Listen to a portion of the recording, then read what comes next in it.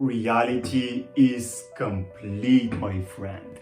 So if you've been studying Neville Goddard and at the same time doubting your manifestation journey, doubting whether your desire or your wish will ever get fulfilled, well, this video is for you, because my purpose in this video is to share a little bit of my experience with Neville Goddard, and more deeply so, how understanding that reality is complete is the missing piece for you to accept that your wish is already fulfilled. So let's directly get into the topic and contemplate about it. Now, I've written this down so just to make it easier to understand, but think of it this way. Whenever you have a desire, a wish, something that you want to manifest, a specific person, more money, a business, whatever it is, you can either look at that desire, at that wish, from the perspective of a separate being, from the perspective of your separate body mind in a reality that seems to be outside of you, right? So it's as if your desire exists outside of you. And then what happens is that we generally put our desire on a pedestal. We make it bigger than it is. And then it's hard to believe that we're even deserving of it. So by understanding that reality is complete, which is something that I contemplated on, and I just want to share my realizations, because I think if you understand how reality is complete, then you'll be able to accept that your wish and the reality where that wish fulfilled exists, it's complete, it's already there. So then you can have faith in it. But so going back to the problem, one of the reasons why we doubt our manifestations and desires is because we perceive reality from the separate point of view. From my point of view, I am here, and then my wish fulfilled, my desire is somewhere around here. It is away in time and in space. It is in a different place from where I am right now, right? So I belong to this reality, and my wish fulfilled belongs to this reality. So there must be some distance that I need to travel for me to experience my wish fulfilled, my desire fulfilled. This is how we assume, how we perceive reality when we see ourselves as separate. When the consciousness that we are, we assume that this consciousness is not the same as the reality we want to experience. We assume that there are two different objects in space and time. I am here with my own reality, and the consciousness of my desire is somewhere around here, which is different reality. So when I'm visualizing and scripting and doing all these exercises and applying these powerful tools, I am applying them from the point of view, from the perspective that I belong to this current, limited, separate reality that's separate from my wish fulfilled. Does this make sense? This is one of the reasons why people doubt. And we need to pass from here to there, to understanding that consciousness is the one and only reality. Everything belongs to consciousness. You must be conscious of anything to experience it. Whenever you fully accept that, then it becomes reasonable to accept that your wish is already here. So how do we do that? How do we accept that consciousness is the one and only reality and reality is complete? Well, let me share a little bit about my contemplation around this. So we generally perceive ourselves as incomplete. I am incomplete because my desire is somewhere in the future, and I need the fulfillment of that desire for me to feel complete, right? This is how we perceive ourselves. This is what our self-concept is when we see ourselves as a separate being. I am separate from reality and from my desire. So we need to accept that consciousness that is currently perceiving, that's currently speaking, and your consciousness that is currently watching and perceiving this information is one. Consciousness is the one and only reality. And so how this is done, you can contemplate, really go deep in meditation. This is what I've done for like the last hour or so. I've just went deep inside myself and contemplated to see why reality is complete, because I didn't believe that. And let me tell you what I found out. I'll just read it to you, and maybe I'll contemplate a little to explain if there is something missing. And please let me know whether you understand this or not in the comments below. So we generally perceive ourselves as incomplete and our reality as incomplete. So here is how I started. Even the one who believes reality to be incomplete must be by nature complete to imagine a reality that's incomplete. We could ask the question, is the one who is conscious of reality the same as the reality he is conscious of? So let's take your current reality, the reality that is walking your desire, the fulfillment of your desire. Are you the same as the reality that you experience? The one who is conscious, you as consciousness, your awareness of being, are you the same as the reality you experience? What do you think? Are you the same as what you experience right now? Is there a distinction, difference between you and what you experience? Can the experience of your reality exist without you? This is another way to ask this question. So what is the answer that you come up with? Can your reality exist without your consciousness? Because we want to understand here that consciousness is the one and only reality, right? So we need to contemplate. Can your reality exist without you being conscious of it? Most likely not. How could it exist if there is nobody conscious of it? Right? You wouldn't know about it, so you don't know about its existence. There must be consciousness prior to the reality you experience. Okay? Now, if this is the case, my answer to that question was, well, is the one who is conscious of reality the same as the reality he is conscious of? He must be. How else could he experience the reality that he is conscious of if he weren't the same as that reality?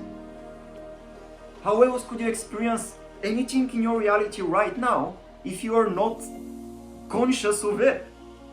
How else could you experience the reality that you are conscious of right now if you weren't the same as that reality?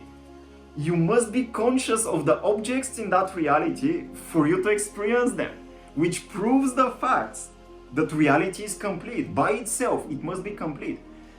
This reality, the reality in which your desire is not fulfilled, it is by nature complete. Because if it weren't complete, you wouldn't be conscious of it. Does this make sense?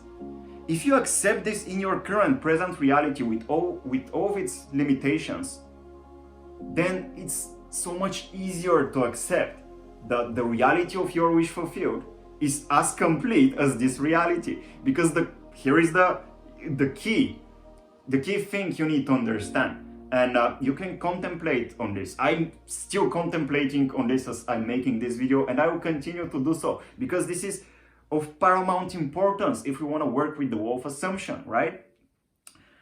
So, because we must be conscious for us to experience the reality that we are conscious of, that's why reality is complete.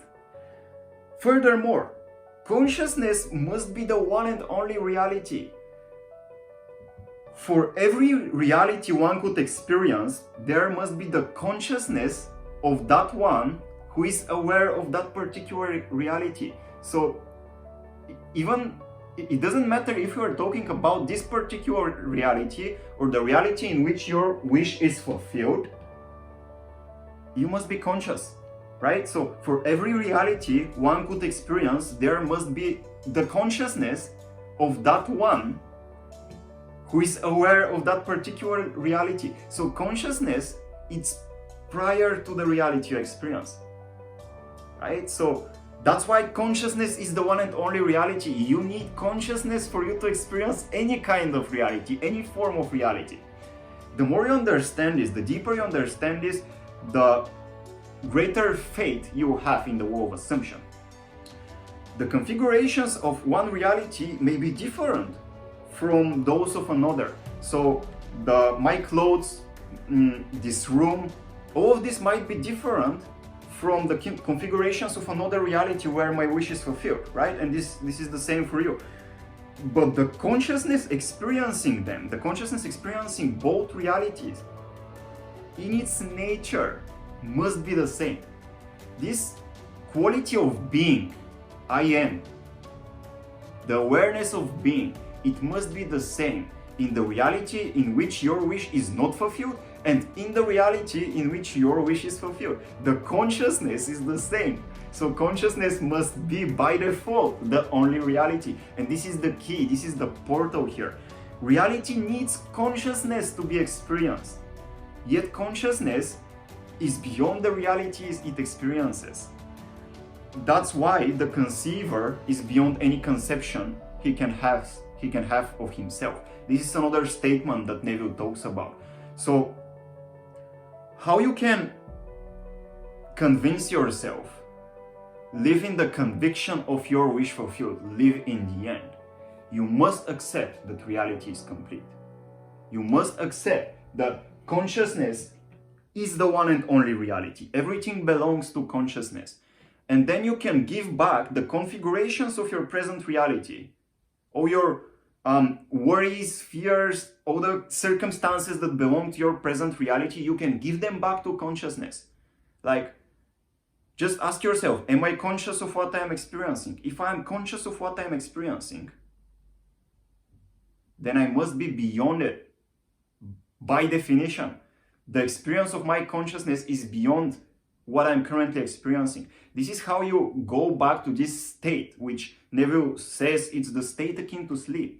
It's a more relaxed state of consciousness, which is not as identified with the physical reality as our waking state of consciousness. It's a state that you need to tap into.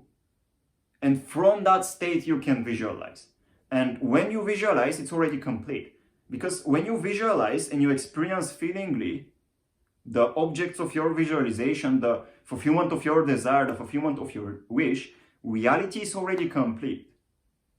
The reality of that feeling that you experience in your imagination, in your consciousness, is already complete. And since it's already complete, then why doubt? Why would you doubt it? You can just let go, right? And by letting go, by having faith in that unseen reality, because reality is already complete. Every reality is already complete. You must be conscious for any reality. You must be conscious to experience any configuration of reality. That consciousness is the same consciousness, and every reality is complete. Even though there are different realities, the consciousness that experiences them is one. It's one and only. Consciousness is the one and only reality. You give reality to reality. Your consciousness gives it realness. And that's why in your imagination you can create whatever you want. And if you can create whatever you want, you can feel into it. And then reality is complete, my friend. Now I can go on and rumble around about this as much as needed. But either way, if you doubt the law of assumption, I believe it's of paramount importance to contemplate on topics like that. Reality is complete. Consciousness is the one and only reality, and the perceiver is beyond any perception. The conceiver is beyond any conception he can have of himself. If you accept these three things, like fully accept them, then living by the law of assumption would be effortless. Because the reality of everything that you want, like every desire that comes up, you understand that it's already complete. If it's coming up in your consciousness, and if you can experience it feelingly, reality is complete. The reality of that desire is already here, and you can have faith in that. So, I believe that living by the law of assumption is living by faith, ultimately. And for you to live by faith, you need to know what is the nature of reality. And that's why I think contemplating on similar topics is really important. Anyways, this was everything I wanted to share. Hope you found this video valuable, useful. Let me know if it sparked some thoughts or some ideas. I would highly appreciate that. Like it, comment down below, let me know what's your experience. And I would love to see you around in the higher consciousness with Danny. In this channel, I'll be talking a lot about consciousness, about self-inquiry, about manifestation, about the law of assumption, Neville Goddard, and different teachings related to that. Also letting go, Dr. David Hawkins and things like that. So if this is something that interests you, subscribe and I would love to see you around. Thank you so much. See you in the next video.